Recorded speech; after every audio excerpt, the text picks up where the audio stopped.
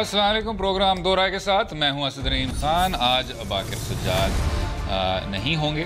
Programme के पहले दो हिस्सों में बात करेंगे नून लीग के 5 साल दौर हुकूमत की। गुज़िश्ता शब एक और जमहूरी हुकूमत की मुद्दत पूरी हुई और आईनी तरीके से इख्तियारात निगरान हुकूमत के सुपुर्द हो गए, जिसके तहत जनाब नासिरुल मुल्क साहब ने बतौर निगरान वज़ीर आज़म हल्फ भी उठा लिया।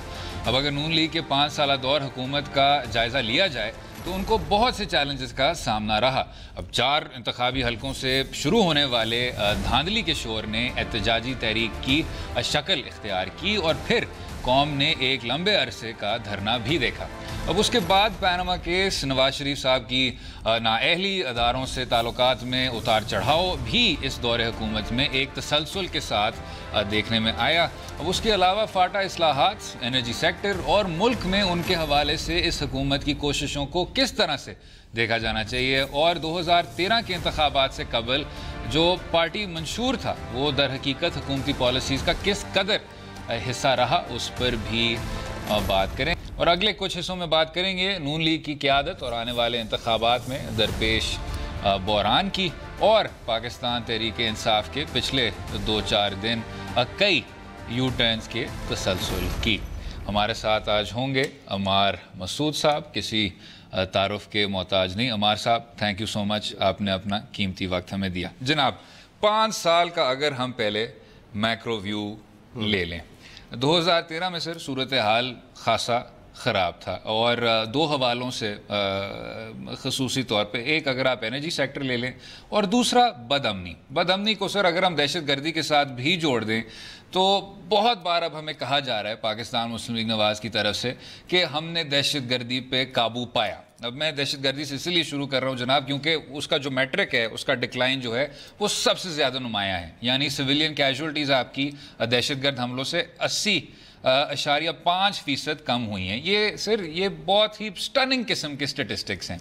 लेकिन जो इसका मुतबादिल पर्सपेक्टिव है, मुतबादिल शायद अब अक्सरियत पे आ चुका है, वो ये है कि इसमें नवाज़ लीग की क़यादत का उस तरह का किरदार नहीं रहा। क्योंकि आपको याद होगा कि 2013-2014 में बार बार ये कहा जा रहा था कि जी हमें बात करनी चाहिए, हमें नेगोशिएट करना चाहिए, हमें प्रोफेसर इब्राहिम साहब को भेजना चाहिए और उनको इन दहशत गर्दों के साथ इसी तरह मुज़ाकरात के मेज़ पे बैठना चाहिए और गुफ्तगू करनी चाहिए। और उनके कहने के बग़ैर ही फिर ज़रबे अज़ब हो गया, जिसको फिर पोस्ट फैक्टो उसकी हमायत की गई।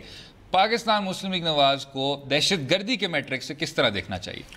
मेरे ख्याल में इस हवाले से अब हम फैक्ट्स की बात करते हैं। जो 2013 से पहले इस मुल्क में बदअमनी और दहशत गर्दी की सूरत हाल थी, अब सूरत हाल आपने ख़ुद भी अपने फैक्ट से प्रूव किया बेहतर है।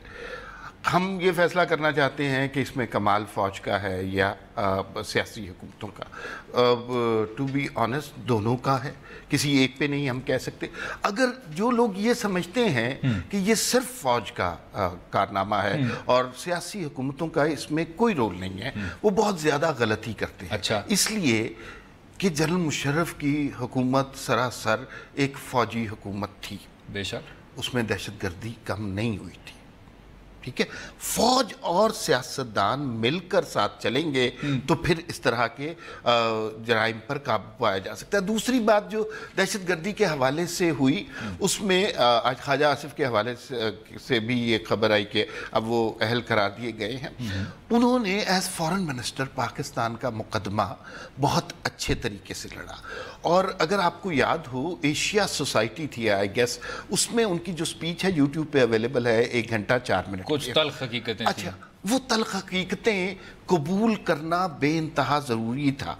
तो पाकिस्तान ने उस फ्रंट पर भी प्रोग्रेस की है, वरना उससे पहले हुआ ये, और ये कोई अब ढकी चुकी बात तो नहीं है। एक डिक्टेटर ने हमें कहा कि हमें जहाद करना चाहिए, सारे पाकिस्तान को जहादी बन जाना चाहिए। दूसरे ने कहा नहीं, ये मुजरिम है, दहशत गर्द हैं। तो इस तरह हमारे सारे समाज का बेड़ा गर्क इन 2 फैसलों की वजह से हुआ है। लेकिन اب لیٹ می فنش. اب جب ہم انٹرنیشنل لیول پر جا کر کہہ رہے ہیں کہ کچھ غلطیاں ہم سے بھی ہوئی ہیں اور کچھ غلطیاں بین الاقوامی اداروں سے بھی ہوئی ہیں, امریکہ سے بھی ہوئی ہیں, ایسا نہیں ہو سکتا کہ آپ ہمارے معاشرے کو ایک لمحے میں بدلنے کی ہم سے ریکویسٹ کریں یا ہمیں ڈکٹیشن دینے کی کوشش کریں. جو عذاب ہمارے ہاں پیدا ہو چکا ہے اس کو ٹھیک کرنے میں ٹائم لگے گا, بہت وقت لگے گا. لیکن عمار صاحب, ایک تو ہوتا ہے کہ جی آپ اس معاشرے کو قطرہ قطرہ بدلنے کی کوشش کر رہے ہیں, اور دوسری جانب ہوتا ہے کہ آپ اس کو واپس دھکا دے رہے ہیں. تو اگر پاکستان مسلم لیگ نواز کے جو اب کے انکمبنٹ صدر ہیں شہباز شریف صاحب, وہ جب جلسے میں کہتے ہیں, تقریر میں کہتے ہیں کہ جی ہمارے جو مقاصد ہیں وہ ایک ہی ہیں, اور اگر آپ نے جو بھی کچھ کر رہے ہیں اپنی کارروائی کرنی ہے پنجاب کی حدود میں پلیز مت کیجئے گا.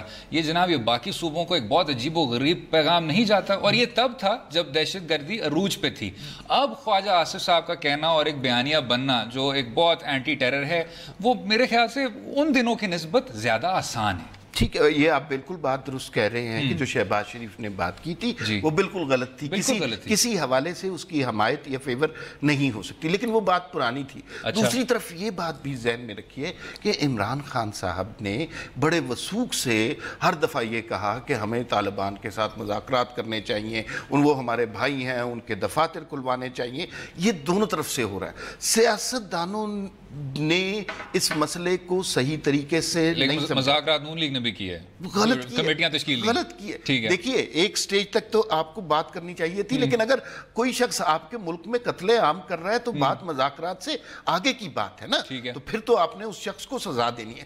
مجھے جو ڈیفرنس نظر آتا ہے باقی تمام حکومتوں میں, اور یہ دونوں غلطیاں ہیں عمران خان کی بھی شہباز شریف کی, اس کو وہ یہ ہے کہ انٹرنیشنل لیول پر ہمارا سٹانس پہلے سے بہتر تھا. ٹھیک ہے, اور وہ ہونا چاہیے تھا. ہسٹری میں کبھی ہم نے یہ بات نہیں کی, نہ مانی. ہم ہمیشہ کارپٹ کے نیچے گرد گھساتے رہے ہیں. لیکن ہمارے صاحب عالمی سطح پہ کیا ہمارا بیانیہ اس سے بھی زیادہ پختہ نہیں ہو سکتا تھا اگر 5 سال میں 4 سال ہمارا کوئی وزیر خارجہ ہوتا؟ اچھا یار, یہ دیکھیں میں نے یہ بات بہت سنی ہے, ہر شخص یہ الزام دیتا ہے کہ وزیر خارجہ کیوں نہیں لگاتے, وزیر خارجہ کیوں نہیں لگاتے. آپ کو خود پتہ ہونا چاہیے وزیر خارجہ کیوں نہیں لگتا.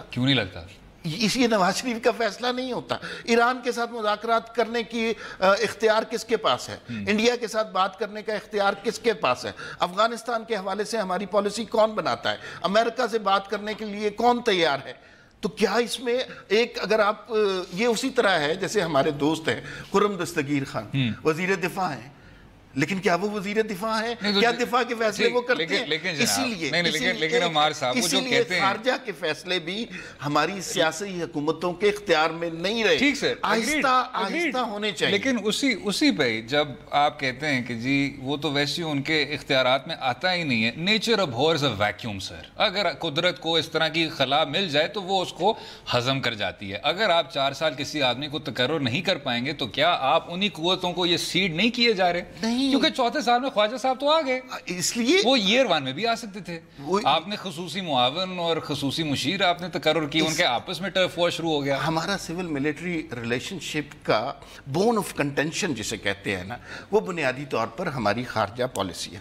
اس میں سیاستدانوں کو گھسنے نہیں دیا جاتا. مجھے یہ اچھی طرح پتا ہے کہ نواز شریف نے یہ پورٹ فولیو اپنے پاس رکھا تھا, اور اس کے بعد کوشش یہ کی تھی کہ انٹرنل سچویشن خراب نہ ہو, اداروں سے مزاحمت کی کوئی صورتحال نہ بنے.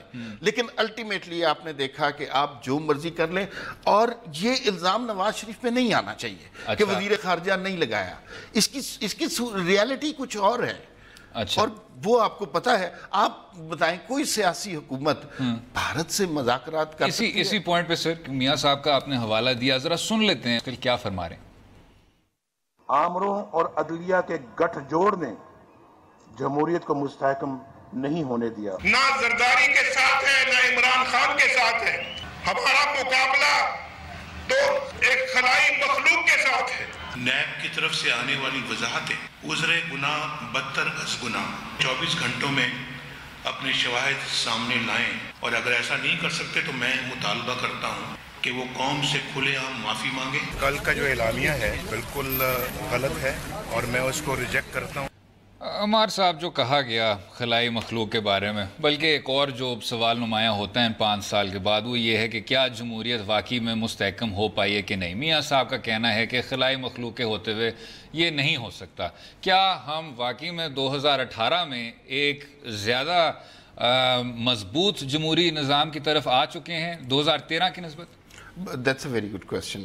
دیکھیے اس بات پہ تو سب کی مبارکباد بنتی ہے اور پاکستان کے سیاسی جمہوری اداروں کو مبارکباد دینی چاہیے کہ 2 ٹینیور کمپلیٹ ہوئے ہیں۔ پاکستان کی ہسٹری میں کبھی نہیں ایسا ہوا۔ ہم نے پرائم منسٹر کو ہمیشہ نکالا ہے یا پھانسی دی ہے یا جیل میں ڈالا ہے۔ اب جو پرائم منسٹر ہیں انہیں گارڈ آف آنر کے ساتھ بھیجا گیا ہے، جو بڑی عزت کی بات ہے۔ ساری دنیا میں اسی طرح ہوتا ہے، اسی طرح سے ہونا چاہیے۔ کیا جمہوریت اس ملک میں آ گئی ہے؟ تو یہ بڑا کمپلیکیٹڈ سوال ہے۔ ہم نے گزشتہ 5 سالوں میں بہت ساری دفعہ ایسا دیکھا جہاں پہ غیر جمہوری قوتیں جمہوریت پر حملہ آور ہوتی ہیں۔ بعض اوقات ان کو اسسٹ کرنے کے لیے سیاستدان ہوتے ہیں، بعض اوقات ان کو اسسٹ کرنے کے لیے مذہبی لیڈر ہوتے ہیں۔ ہم نے پروو یہ کرنا ہوتا ہے کہ سیاستدانوں کو 3 نام دینے ہوتے ہیں۔ پہلا نام ہم انہیں دینے کی کوشش کرتے ہیں کہ وہ کرپٹ ہے، دوسرا غدار، تیسرا کافر۔ ان تینوں پروسیس سے نواز شریف حکومت گزری ہے۔ دھرنا 1 اور اس کے پیچھے جو عوامل تھے، جو افراد تھے، وہ آپ کو ہی پتہ ہے۔ یہ پلاننگ کہاں پر ہو رہی تھی، کس طرح اس کا انکشاف ہوا، پھر اس کے بعد جس طرح پاناما لیکس پر جس طرح JIT بنائی گئی، جس طرح واٹس ایپ میسیجز کیے گئے، جس طرح حسین نواز کی تصویر لی۔ اس پہ عمار صاحب کیونکہ وقفہ لینا ہے، آپ کو میں انٹرپٹ کر رہا ہوں سر، اپالوجیز، لیکن آپ نے پاناما کا حوالہ دیا، اس پہ میرے خیال سے ایک فرق سیگمنٹ بھی کرتے ہیں۔ رہیے گا ہمارے ساتھ، گفتگو جاری رہے گی۔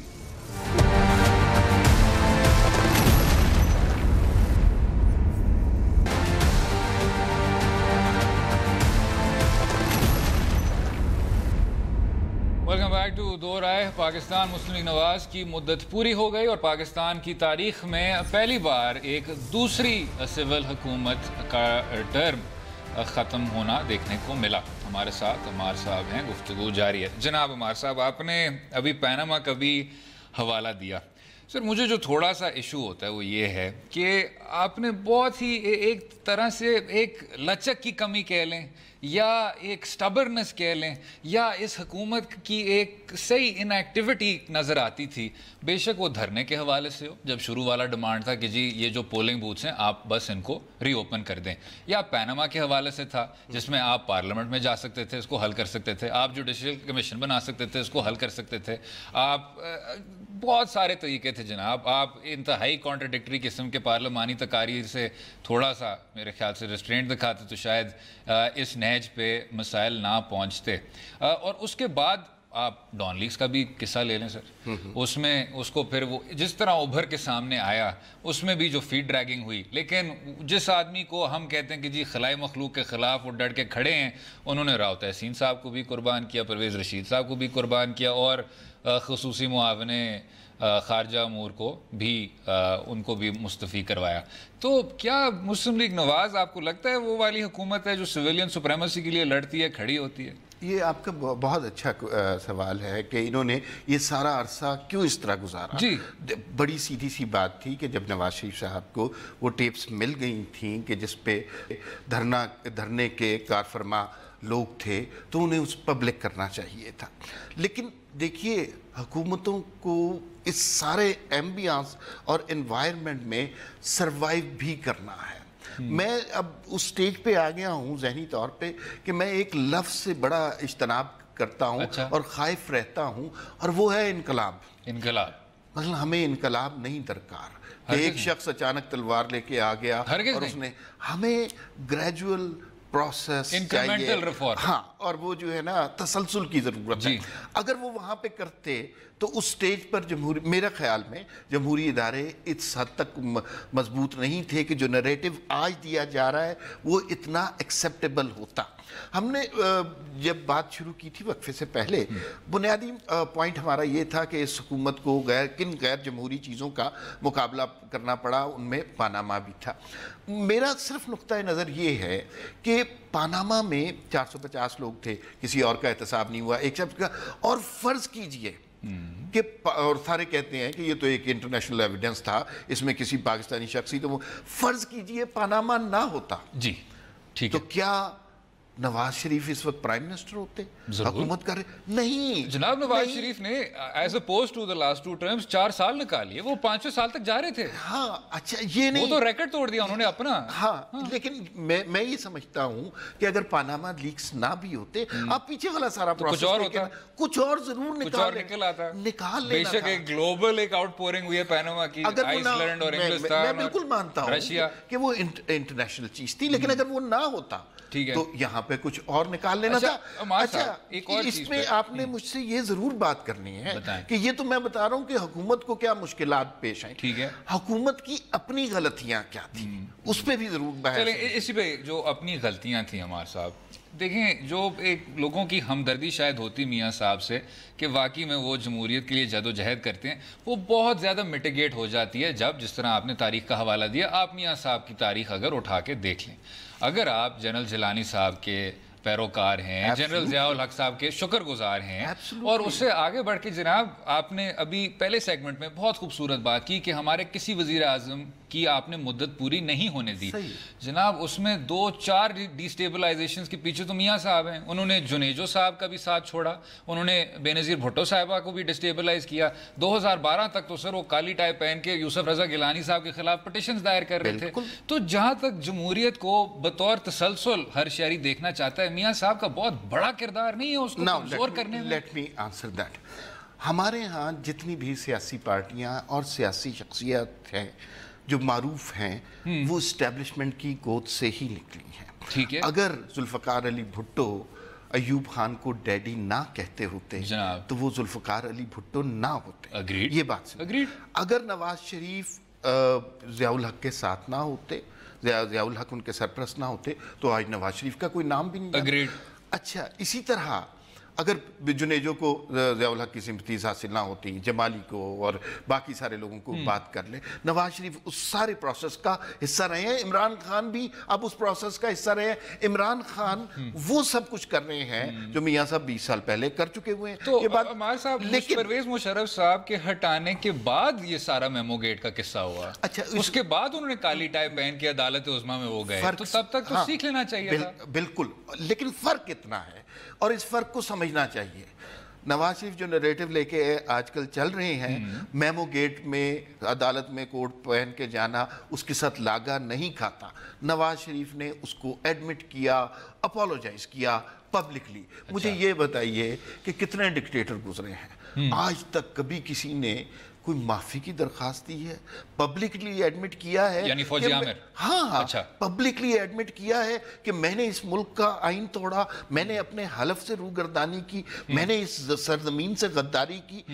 ابھی آپ نے یہ سنا ہے سیاستدان جب اپنی غلطیاں کرتا ہے تو اس کے پاس یہ لبرٹی ہے کہ اس نے معافی بھی مانگی, پبلکلی معافی مانگی, اور غلط کیا تھا, کوئی شخص اس کو ڈیفینڈ نہیں کر سکتا. اس کے بعد وہ آگے چلے ہیں. اب جو سچویشن ہے, اور اس میں وہ جو ابھی نواز شریف صاحب نے ایک جلسے میں راجن پور والی ایک مثال دی تھی, دیٹ واز ویری انٹرسٹنگ, کہ انہوں نے کہا کہ ایک سپاہی تھا اور اس کو جو اس کا افسر تھا اس نے دھمکی دی کہ اگر تم نے ایسا نہ کیا تو ہمارے ساتھ بہت برا سلوک ہوگا. تو اس نے کہا سر یہ جو تھانہ ہے نا یہ آخری تھانہ ہے, اور جو سپاہی ہے نا اس سے نیچے رینک بھی کوئی نہیں ہے, تو آئی ایم ویری کمفرٹیبل, اب اس سے زیادہ برا میرے ساتھ نہیں ہو سکتا. جب آپ سیاستدانوں کو اس سٹیج تک لے آئیں گے, انہیں کارنر کریں گے, تو پھر ایک سٹیج ایسی آئے گی کہ وہ ریئیکٹ کریں گے. وہ باتیں جو اپنے سینے میں دبا کے رکھنے والی ہوتی ہیں وہ پھر آپ سامنے لائیں گے. اور ابھی آپ دیکھیے گا کہ یہ تو ابھی تھوڑی, آپ ڈان لیکس کی بات کرتے ہیں, ڈان لیکس میں کیا ایسی بات تھی جو دنیا میں نہیں کہی گئی ہمارے بارے میں. وہ آپ اسد درانی کی کتاب پڑھیں, دی اسپائی کرونیکلز, اس میں جتنی تفصیل سے بات کی گئی ہے, نواز شریف نے تو بالکل کچھ بھی نہیں کہا اس کے بارے میں. کوئی شور مچا, کسی کو غدار کہا گیا, کسی کو سپیکنگ آف اسد درانی عمار صاحب, ایک اور چیز پہ بھی شور نہیں مچتا, اور وہ یہ ہے کہ 1990 میں جب ایک پوری فہرست آئی مسلم لیگ نواز اسلامی جمہوری اتحاد کے سیاستدانوں کی, اور سندھ میں جو ایک خاص حریفک جام صادق کی ڈسپینسیشن تھی, ان سب لوگوں نے پیسے وصول کیے. تو جمہوری عمل کیا یہ نہیں ہونا چاہیے کہ جی ٹھیک ہے مجھے میمو گیٹ شاید نہیں کرنا چاہیے تھا, ایز एज अपोज टू कि आप कहें कि जी हमने ये तमाम फंड्स वसूल किए थे। लेकिन आज भी सर ये जो हुकूमत थी, अब तो चली गई, उन्होंने अपने आखिरी काबीना के फैसला करते हुए भी कहा कि जी जो भी असगर खान केस था उस पर बेशक अदालत उज़्मा जो भी कहे उसकी जो अमल दरामद है वो अगली हुकूमत ही करेगी। क्या ये वो राज नहीं है जो हम सब के सीनों में दफन हुए? आप उस 35 लाख रुपए के हवाले से बात कर रहे थे, उसी के हवाले से बात जो कर रहे फंड्स जो असलम बेग साहब से रिसीव हुए थे। देखिए ये हमारा माइंडसेट है। अच्छा। और इसको आपको भी समझ, मुझे भी समझना है, व्यूअर्स को भी समझाना है। हम हर जगह बैठ के ये बात कहते हैं कि 1990 में नवाज शरीफ ने 35 लाख रुपए लिए थे। नवाज शरीफ ने इसको डिनाई किया। नहीं, ये समझने की बात ये है, हम इस पे कभी नहीं बात करते ये पैसे कौन दे रहा था, क्यों दे रहा था, कैसे दे रहा था, ठीक है, किस अकाउंट। हमने सर वो तो, लेकिन वो तो कटहरे में अब आखिरकार खड़े हुए और उन पे मजीद कार्रवाई होनी चाहिए। मेरे भाई जी जी, इस माइंडसेट को समझने की कोशिश करें, ठीक है, कि जिसमें मैं और आप भी एक हद तक शामिल होते हैं कि हम ये बात करेंगे कि नवाज शरीफ ने 35 लाख रुपया ले लिया था, ठीक है, ये नहीं बात करेंगे कि कौन वो पैसे दे रहा था, कैसे पैसे दे रहा था। साहब आई be very honest with you, मेरे असद दुरानी साहब से कोई तवक्कुआत नहीं है। उन्होंने IJI में ये फंडिंग की थी, उन्होंने APS को कोलैटरल डैमेज कहा, उन्होंने अपनी सारी उम्र लगा दी गुलबुद्दीन हकमतयार को रॉकेट्स फराहम करने में और काबुल में एक सिविल वॉर को बिल्कुल ही इंसाइट करने में। लेकिन जो आपके जमहूरी और मुंतखब नुमाइंदे हैं जो अब तो खैर नाअहल हो गए लेकिन चौथी बार वजीर आज़म बनने को चाहते हैं, उनसे हर शहरी के तवक्कुआत ज़्यादा मेरे ख्याल से बुलंद होने चाहिए। लेकिन ओनस जो है वो सारा असद दुरानी पे है और होना भी चाहिए। लेकिन क्या बात हमें नवाज शरीफ की नहीं करनी चाहिए? करनी तो चाहिए। नहीं, वो तो हर कोई कर रहा है ना। सर नहीं कर रहे, असद दुरानी और असलम बेग की बात हो रही है, लेकिन मियां साहब की भी बात होनी चाहिए। बिल्कुल होनी चाहिए। अच्छा, अब फैक्ट्स पे आ जाते हैं जनाब। मियां साहब ने, असद दुरानी ने एडमिट किया कि हमने पैसे दिए, मियां साहब ने इसको हमेशा डिनाई किया। मुझे ये बात इसलिए नहीं दुरुस्त लगती कि 35 लाख रुपया नवाज शरीफ ने लिया होगा। इसका देखिए, ये वो फैमिली है जो 60s और 70s में पाकिस्तान की बहुत बड़ी इंडस्ट्रियलिस्ट फैमिली थी। इनकी बेतहाशा स्टील मिलें थी, फिर उसके बाद जब नेशनलाइजेशन शुरू हुई ये मुल्क से बाहर चले गए।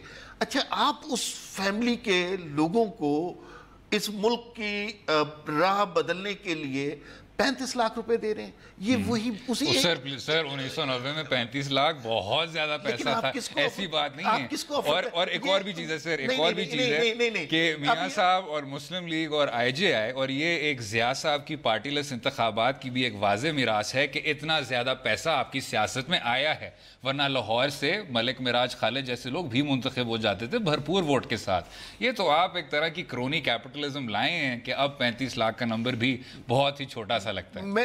लेकिन सर इस पे बात करेंगे वक्फे के बाद। अगेन आपकी इजाजत के साथ, उमर साहब हैं तो इसलिए हम इस तरह बात कर सकते हैं, उनके साथ रहिएगा हमारे साथ।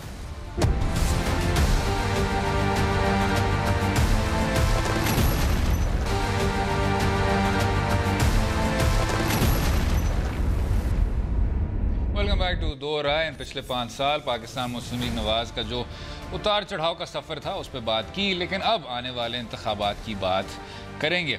हम गए लोगों से उनकी राय भी ली कि क्या कुछ होना चाहिए और ये पिछली भी मुद्दत उनको कैसी लगी, सुन लेते हैं। सर कारोबारी लिहाज से तो एवरेज ही रहा है, ठीक ही रहा है, बेहतर ही रहा है, मगर लोगों को काफ़ी मुश्किलात का सामना करना पड़ा है। जैसा कि आप लोड शेडिंग को देख लें, इन्होंने काफ़ी टाइम लोड शेडिंग नहीं की है, मगर अभी ये गए हैं तो शहबाज शरीफ साहब कहते हैं कि जी आप लोड शेडिंग जाने और आप लोग जानो। सब वैसा ही है जैसा 5 साल पहले था, सब वैसा ही है, कुछ चेंज नहीं हुआ। कुछ ख़ास ऐसा कि हम कह सकें कि यार कुछ ऐसा बदल गया, रोडों से तालीम तो नहीं आ सकती। मेरा ख्याल जितना रिलीफ देना चाहिए था उतना तो नहीं दिया, लेकिन फिर भी मेरा ख्याल काफ़ी हद तक उन्होंने, मेरा हालांकि नून लीग से कोई इतनी ज़्यादा हमदर्दियाँ नहीं है, लेकिन ओवरऑल मैं बात करूँगा कि कदरे कुछ उन्होंने किया है। उसमें तो बड़े फ़ायदे हुए, हमारे इदारा के अंदर बड़े माशाल्लाह काम वगैरह हुए। देखिए मेट्रो बनाई है, इसमें हमें बड़ा फ़ायदा हुआ। इसमें हमें नवाज शरीफ ने हमें बहुत सारी सहूलतें दी हैं, सी पैक दिए, उसके बाद मोटरवे वगैरह अच्छा काम किया इसने, यहाँ पे मोटरवे बना है एबटाबाद तक, उसकी हमें बहुत सहूलत है। नवाज शरीफ का 5 साल दौर इक़्तिदार इंतहाई ज़ालिमाना और जाबराना गुजरा है। गरीब आवाम पीछे जा रहे हैं और महंगाई का बोर्ड डाला जा रहा है। NA-50 में जिस हल्के से शायद हकान अब्बासी साहब हैं और उनका मैं वोटर भी रहा और सपोर्टर भी रहा, यकीन करें कि आप हमारे हल्के का चक्कर लगाएं, تو اللہ معاف کرے. یقین کرے ایسا تو کسی پسماندہ ترین شاید باجوڑ میں یا فاٹا میں نہ ہو. تو بہرحال اللہ پاک ان کے حال پہ رحم کرے. چلیں سر، ہر طرح کی رائے سننے کو ملی. کچھ لوگوں نے کہا یہ بڑی اچھی سہولتیں تھیں میٹرو کی شکل میں، کچھ لوگوں نے کہا انتہائی ظالمانہ دور تھا. تو آپ کو اس میں بھی دو رائے سننے کو ملے. آنے والے انتخابات میں عمار صاحب کیا دیکھتے ہیں؟ دیکھیے it's too early to predict اینی تھنگ، لیکن جو ریالٹیز ہیں ان کو ہم دیکھ سکتے ہیں پروونس وائز. پہلی بات تو یہ ہے کہ سندھ میں پی ٹی آئی اور پی ایم ایل این کی زیرو پریزنس. That's true. اچھا، اس کا مطلب ہے کہ سندھ کے حالات بہت زیادہ یا اس کے جو ووٹنگ رزلٹس ہیں وہ بہت زیادہ چینج نہیں ہوں گے. شہری آبادی زیادہ تر ایم کیو ایم کو ووٹ دے گی، دیہی آبادی پیپلز پارٹی کو، کیونکہ وہاں کوئی کمپٹیشن کریٹ نہیں ہے، وائڈ ہے. بلوچستان جیسا کہ آپ جانتے ہیں، بلوچستان بھی ایک خاص سطح پر ایک خاص مرضی سے چلتا ہے. اصل جو ڈیبیٹ آئے گی وہ آئے گی پنجاب اور کے پی کے میں. جو کے پی کے کی صورتحال ہے، اور آئی ہیو وزٹڈ کے پی کے، بہت سارے لوگوں کو ملا ہوں، اس وہاں پہ گورننس کے بہت زیادہ مسائل ہیں. ان کی روایت بھی یہ نہیں رہی کہ وہ ایک حکومت کو منتخب کرنے کے بعد دوبارہ کبھی ان کو منتخب نہ کرے. سب سے بڑا مسئلہ ان کا پشاور میٹرو بن گیا ہے، اور میں نے ایک دو جگہ ذکر بھی کیا اس کے بارے میں. جو انجینئرز ہیں وہ کہتے ہیں کہ یہ کمپلیٹ نہیں ہو سکتی. اچھا، اس کے ڈیزائن میں ایسے فلاز ہیں کہ وہ کبھی کمپلیٹ نہیں ہو سکتی، اور اس نے سارا پشاور بلاک کیا ہوا ہے. اور ایسے وقت میں جبکہ الیکشن آنے والے ہیں، لوگوں کو بہت زیادہ تکلیف ہے. اس میٹرو کا ایک ہی حل ہے کہ اسے گرا کے دوبارہ بنایا جائے، لیکن اس پہ اربوں روپے. یہ انجینئرز کا کہنا ہے؟ جی، اگر آپ کو موقع ملے تو میں اس کا ریفرنس بھی بتا دیتا ہوں. بلال غوری کا ایک کالم جنگ میں چھپا تھا، دنیا کا 8واں عجوبہ، اس کے اندر ساری ڈیٹیلز موجود ہیں. اور پنجاب میں سر؟ اچھا، پنجاب میں پی ٹی آئی نے اپنے آپ کو بہت نقصان پہنچایا ہے، جس کی بہت ساری باتیں ہیں، جس میں نواز شریف کا کرنٹ نیریٹو بہت زیادہ پاپولر ہوا ہے. اس کے حوالے سے لوگوں کو رسپانس. سر ابھی بھیرا پہ تو لوگ نہیں آ پائے سر، وہ بھی سارا کینسل ہو گیا. نہیں، بھیرا پہ یہ مسئلہ نہیں تھا. اچھا، بھیرا پہ بالکل یہ مسئلہ نہیں تھا ابھی. نہیں، وہ اب جو ان کے قریب لوگوں سے بات کی ہے، آخری لمحے تک انہوں نے یہی بتایا کہ there was a personal family problem. اچھا، تو مجھے نہیں پتا. they did apologize. اچھا، دوسری بات اب اس سے مجھے یوں لگتا ہے کہ چونکہ پی ایم ایل این کے خلاف بہت زیادہ اسٹرانگ اپوزیشن نہیں ہے، وہ بہت بڑا کلین سویپ کریں گے اس الیکشن میں تنظیمی طور پر. حالانکہ سر فیڈرل میں بھی آج تک کوئی دوسری بار منتخب نہیں ہوا کے پی سٹائل. ایگریڈ کہ پی ٹی آئی کا تنظیمی ڈھانچہ بالکل نہیں ہے. ٹھیک ہے، مطلب انہوں نے کانسٹیچوئنسی لیول پر کام نہیں کیا ہوا. تیسری بات یہ ہے کہ انہوں نے جب باہر سے لوگ لینے، جنہیں الیکٹیبلز کہتے ہیں، تو الیکٹیبل لینا شروع کیے ہیں. اس سیٹ پہ جو 20 سال سے کارکن کام کر رہا تھا وہ ڈس اپوائنٹڈ ہے. اچھا، اور آپ کو یہ سن کے حیرت ہوئی ہوگی، میں آپ کو بھیج بھی دوں گا، ایک حلف نامہ لیا گیا ہے اپنے ورکرز سے پی ٹی آئی نے کہ اگر آپ کا علاقے میں کوئی اور کینڈیڈیٹ دے دیا جائے تو آپ اس کے خلاف نہیں کریں گے. اچھا عمار صاحب، ابھی مجھے یہ ذرا سچویشن ٹائم ہمارا کم ہے سر. اچھا خیر، مجھے یہ لگ رہا ہے کہ بڑے عمران خان اس وقت وہ بن جائیں گے جو ہماری سیاست کے کسی زمانے میں میاں اظہر تھے. میاں اظہر تھے. اچھا، میں سمجھتا تھا آپ اظہر خان کی طرف جا رہے تھے. آپ میاں اظہر کی طرف چلے گئے. اس وقت ان کے پرائم منسٹر بننے کا بڑا شہرہ تھا، آخر میں وہ اپنی سیٹ بھی ہار گئے تھے، اور اس میں پی ٹی آئی کا اپنا قصور بہت. اچھا جناب، مجھے یہ بتائیں، جو پنجاب میں صوبائی حکومت تھی، تنظیمی ڈھانچہ تو لوگ کہہ رہے ہیں اس کا بھی کمزور ہو رہا ہے. خسرو بختیار صاحب چلے گئے، جنوبی پنجاب میں سے بھی لوگ نکل رہے ہیں، اور یہ وہ لوگ ہیں جو پاکستان مسلم لیگ نواز میں کچھ دیر سے تھے، یا ایٹ لیسٹ پچھلے 5 سال سے تو تھے. ذوالفقار کھوسہ صاحب جو تھے وہ کچھ دیر سے تھے. اس کو چھوڑ کے جناب پنجاب حکومت، جب آپ ماڈل ٹاؤن کا سانحہ دیکھتے ہیں، جب آپ قصور کا اتنا بڑا اور تشویشناک میں سمجھتا ہوں کرائسس دیکھتے ہیں، جو ایک وزیر اعلیٰ صاحب ہیں جنہوں نے ویسے تو اپنے پاس ہی کوئی 19 وزارتیں رکھی ہوئی ہیں، کیا اس میں بھی آپ کو اس طرح کی اس کو ڈویژن آف پاور کہہ دیں، اختیارات کی تقسیم کہہ دیں، یا اس طرح کی بصیرت وہ آپ دیکھتے ہیں سر؟ मेट्रो से आगे क्या बसीरत नहीं होनी चाहिए? अब वाकई में ह्यूमन डेवलपमेंट को नहीं देखना चाहिए, तरजीह नहीं देनी चाहिए? 3-4 सवाल मिक्स कर रहे हैं ना, तो मुझे अगर सिर्फ पंजाब पे आ पंजाब की सूरत हाल ये है। देखिए ये जो इलेक्टेबल्स की बात हो रही है और लोग पार्टी से ये टूट नहीं रहे, तोड़े जा रहे हैं, ये लेकिन टूट फिर भी रहे हैं। हाँ, हालांकि उनको तोड़ाया जा रहा है, प्रेशर आता है। लेकिन दिस गेम और Nawaz Sharif narrative in my personal opinion is beyond electable and there is a justification for that and that justification is lodhra election. Jahangir तरीन से बड़ा इलेक्टेबल लोधरा में कोई था?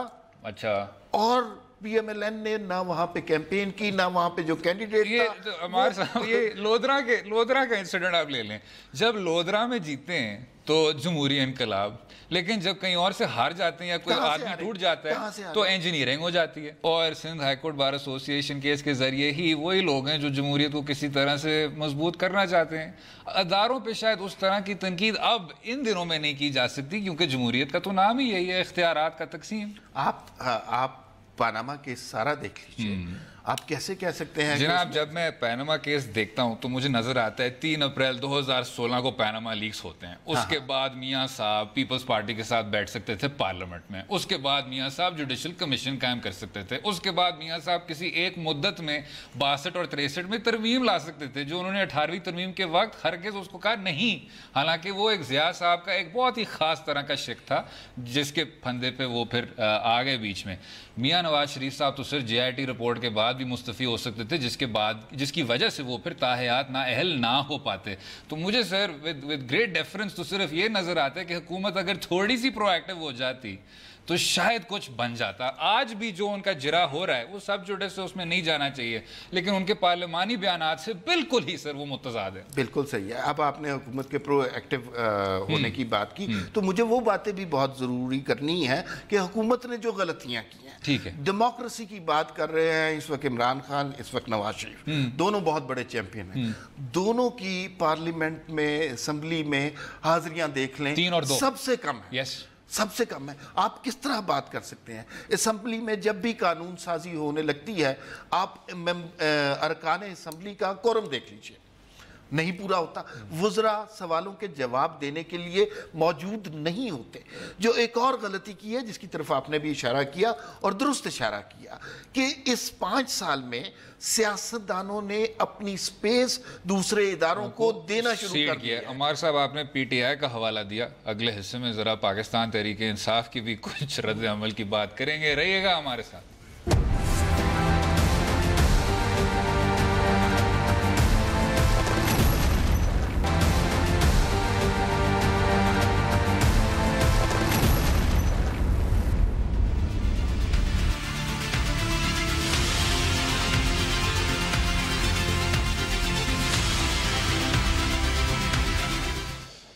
वेलकम बैक टू दो राय। बहुत बात की हुक्मरान जमात मुस्लिम लीग नवाज की, अब हिज़्ब इख्तिलाफ पाकिस्तान तहरीक इंसाफ पे आते हैं। जनाब, ये क्या हो रहा है? यू टर्न पे यू टर्न। कभी कोई भाई साहब आ जाते हैं, फिर कहते नहीं हमें दूसरे भाई साहब चाहिए थे। कुछ लीडरान कह रहे हैं कि हमें ये नाम मंजूर हैं, कुछ लीडरान कह रहे हैं नहीं हमें ये नाम नहीं मंजूर। इंतहाई मुतनाज़ नाम भी हैं। ये क्या कुछ आपको नज़र आता है? भाई, इससे पार्टी का फेलियर बहुत ज़्यादा नज़र आता है। पार्टी के अंदर जो लड़ाइयाँ हैं वो आपको नज़र आती हैं। मैं लाहौर था और कुछ दोस्त, मैं ख़ुद नहीं मिला लेकिन कुछ दोस्त मिले महमूद रशीद साहब से, तो उनकी ज़ुबानी में बात कर रहा हूँ कि he was seriously very upset. उसने कहा कि एक जगह बैठकर हमने एक फ़ैसला किया, सारी पार्टी के अरकान उसमें मौजूद थे। उसके बाद इमरान खान साहब ने उन्हें कन्वे किया कि ये वाला नाम होना चाहिए और उन्होंने वो नाम पेश कर दिया। वो नाम शहबाज शरीफ साहब ने उठा के गवर्नर साहब को समरी भेज दी है और उसके बाद उससे मुकर गए। फिर उसके बाद अगले नाम दिए हैं, उसमें भी कंफ्यूजन है। ये क्लियर नहीं है कि 3 नाम दिए, 4 नाम दिए। महमूद रशीद साहब ने आज ये भी कहा कि 3 नाम मेरे पास थे और उसके बाद जब मैं अपनी मीटिंग ख़त्म कर चुका तो उस दौरान मुझे बताया गया कि चौथा नाम भी है। और इंटरेस्टिंगली उन्होंने एक जुमला कहा जो वैसे तो सीरियस नहीं लेना चाहिए, लेकिन गिवन कॉन्टेक्स्ट में वो आपको सीरियस लेना चाहिए। उन्होंने कहा लेकिन फिर हम इतवार तक फैसला करेंगे। यानी दे आर नॉट क्लियर। हुआ ये है कि 2013 में इमरान खान एक ख्वाब था عمران خان وہ بات کرتا تھا کہ ہم کرپشن کے خلاف کام کریں گے, ہم اس ملک کی تقدیر بدل کر دیں گے, 350 ڈیم بنائیں گے, 1 ارب درخت لگائیں گے, ہم اتنی بجلی پیدا کریں گے کہ وہ دنیا کے ممالک میں جائے گی, تعلیم میں انقلاب آ جائے گا, صحت کا انقلاب آ جائے گا. مسلم لیگ نواز وہ ریئلسٹک حقیقت تھی, لوگ کہتے تھے چلو بھائی کچھ نہ ہو تو سڑک ہی بنا لیں گے. اچھا یعنی سٹینڈرڈ تھوڑا سا نہیں یار, اور بھی چیزیں بہتر ہوئی ہیں اس طرح چلیں. اچھا 2018 میں, اور تھریٹیکلی عمران خان کی باتیں بالکل صحیح ہیں, کہ کوئی اس میں غلط بات نہیں ہے, تعلیم کا انقلاب آنا چاہیے, صحت کا سونامی آنا چاہیے, صرف سڑک نہیں بنانی چاہیے, 350 ڈیم بنانے چاہیے, بجلی باہر کے ملکوں کو برآمد کرنی چاہیے, یہ ساری باتیں صحیح ہیں, لیکن اب وہ خواب نہیں ہیں. انہیں یہ ریلائز ہے اب وہ کے پی کے حکومت میں ایک حقیقت بن چکے ہیں, اور اس بھیانک خواب کی تعبیر سارا پاکستان دیکھ رہا ہے. جو وہاں پہ صورتحال ہے, میں بڑے وثوق سے آپ کو یہ بتا رہا ہوں کہ عمران خان کے لیے الیکشن ریزلٹس اتنے الارمنگ ہوں گے کہ کے پی ووٹ نہیں دے رہا, پنجاب ووٹ نہیں دے رہا, سندھ میں آپ کی پریزنس نہیں ہے, بلوچستان میں آپ کی پریزنس نہیں ہے. ایک یہ چیز ہے جناب کہ جب کچھ متنازع لوگ شمولیت اختیار کرتے ہیں پاکستان تحریک انصاف میں, تو آپ نے دیکھا ہوگا کہ پھر سوشل میڈیا پہ بہت زیادہ بیکلیش آیا, اور پھر وہ واپس پھر پاکستان تحریک انصاف کے جو دائرے سے پھر نکل گئے تھے, اور پھر یہ بھی کہا گیا کہ جی اصل میں یہ تو سٹینڈرڈ ہی ہم اور طرح کا اپناتے ہیں. ان کی ڈس آرگنائزیشن پہ بڑی سخت تنقید ہوئی. مجھے یہ بتائیں سر کہ جب اس طرح کے اشخاص پاکستان مسلم لیگ نواز میں ہوتے ہیں 20 سال سے, تو تب کیوں نہیں وہ تنقید کے موضوع بنتے؟ اگر آپ مجھے یہ سمجھ رہے ہیں کہ اس طرح کے اشخاص کسی بھی پارٹی میں ہوں گے تو میں اس کی فیور کروں گا, تو یہ تو بالکل غلط بات ہے. میں اور بات کر رہا ہوں, میں بات کر رہا ہوں کہ کھوسہ کے حوالے سے آپ بات کرنا چاہ رہے ہیں. نہیں چلیں, آپ عرفان اللہ مروت صاحب کا دیکھ لیں, جو مسلم لیگ نواز میں بہت دیر سے تھے, اور پھر جب پی پی پی اور پی ٹی آئی کی طرف انروڈ کیے, نہیں ہونا چاہیے تھا. لیکن یہ جو آپ نے ایک بات کی نا کہ سوشل میڈیا پریشر, میں پی ٹی آئی کی اس احمقانہ لاجک سے بالکل اگری نہیں کرتا کہ سوشل میڈیا کا پریشر, سوشل میڈیا کا پریشر اور ان کا وہ عوام کا پریشر ہوتا ہے. سوشل میڈیا کا پریشر اس وقت تھا جب آپ نے عامر لیاقت کو لیا تھا, تو سوشل میڈیا کے پریشر پہ آپ نے ریئیکٹ نہیں کیا. ٹھیک ہے, سوشل میڈیا کا پریشر اس وقت تھا جب آپ نے دوسری پارٹیوں سے وہ لوگ لینا شروع کر دیے جنہیں ہم لوٹے کہتے ہیں, سوشل میڈیا نے اس پہ ریئیکٹ کیا, آپ نے وہاں پہ نہیں بدلے, آپ اسی طرح لوگ شامل کر رہے ہیں. سوشل میڈیا کا پریشر اس وقت نہیں لیا جب عمران خان نے خود یہ سٹیٹمنٹ دی کہ نظریاتی ورکر الیکشن نہیں جیت سکتا, ہمیں الیکٹیبل لینے چاہیے. تو عمران خان نے جو سپنا ہمیں دکھایا تھا وہ تو چکنا چور ہو گیا. اور اگر کسی اور پارٹی میں بھی اس طرح کے لوگ ہیں تو ان کو نکلنا چاہیے. ہمیں دیکھیں یہی تو ڈیموکریسی ہے. اگر وہ جو سپنا تھا وہ چکنا چور ہو گیا, لیکن آدمی کہاں جائے جب پچھلے 30 سال سے وہی لوگ جب دیکھنے کو ملتے ہیں, انہوں نے اس ملک کو ہی چکنا چور کر دیا. جو ہم سٹینڈرڈ اپلائی کرتے ہیں عمران خان کی باتوں پہ, کیا وہ سٹینڈرڈ زیادہ بلند نہیں ہونا چاہیے جب ہم پاکستان نواز شریف صاحب کے آن گراؤنڈ کردار پہ بات کرتے ہیں؟ Don't words do deeds not outweigh words. بالکل صحیح ہے, اور ان سٹینڈرڈ بہتر ہوگا. یہ بات ہم 75 دفعہ کر چکے ہیں کہ 2013 سے پہلے کا پاکستان کچھ اور تھا, 2018 کا پاکستان کمپیریٹیولی بہتر ہے. اگر پروسیس چلے گا, لوگ پریشرائز کریں گے پارٹیوں. آن اے لائٹر نوٹ, عمار صاحب, وسعت اللہ صاحب نے بہت اچھی بات کی تھی. انہوں نے کہا تھا کہ جمہوریت کو آپ اس طرح سے کمپیئر کر سکتے ہیں کہ جب نلکا بند ہوتا ہے, اس کو کھولتے ہیں تو پہلے کیچڑ, اور پہلے بہت ہی گندا پانی آتا ہے, وہ پھر پانی شفاف ہوتا ہے اور پھر صاف ہوتا ہے, پرووائیڈڈ آپ اس نلکے کو بند نہیں کرتے. بالکل میرے خیال سے میں اور آپ اس چیز پہ اتفاق کر سکتے ہیں کہ جمہوری پہیے کو چلنے دیں. ایک رائے ہے, اسی پہ ایک رائے. عمار صاحب بہت بہت شکریہ شو میں شامل ہونے کا, اپنا قیمتی وقت دینے کا. امید ہے آپ کو آج کا پروگرام پسند آیا ہوگا. اپنی رائے سے بھی ہمیں آگاہ کیجیے ٹویٹر اور فیس بک کے لنکس کے ذریعے. کل تک اجازت دیں, خدا حافظ.